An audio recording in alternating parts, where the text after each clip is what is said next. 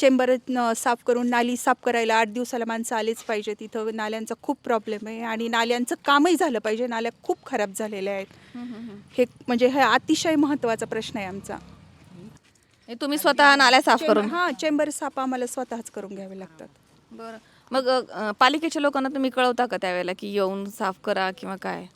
कळवलं तर कधीतरी येतात. रहिवाशांना स्वतःची कामं स्वतः करावं लागतात. नाल्या स्वतः साफ करून घेतो. घंटागाडी काही वेळेवर येत नाही आहे आणि मुलांना ग्राउंड नाही आहे. लहान मुलांची समस्या तर सोडवायलाच पाहिजे. हां, मुलांना ग्राउंड नाही.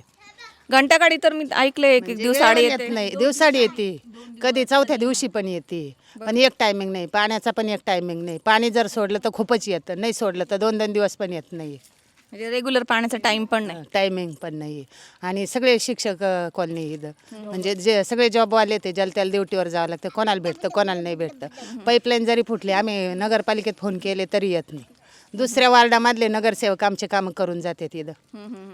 पण मग इथं जे नगरसेवक आहे त्यांनी तर कामं करायला पाहिजे ना. तर आता माणुसकी या नात्याने आता आमचे संबंध चांगले असल्यामुळं दुसऱ्या वार्डातले नगरसेवक इथं येऊन कामं करतात. मुलांना कुत्रे चावत होते. दुसऱ्या नगरसेवकाला मी फोन केला तेव्हा त्या नगरसेवकांनी गाडी पाठवली आणि कुत्रे धरून नेले. पण आपल्या वार्डातल्या माणसाने काम करायला पाहिजे ना.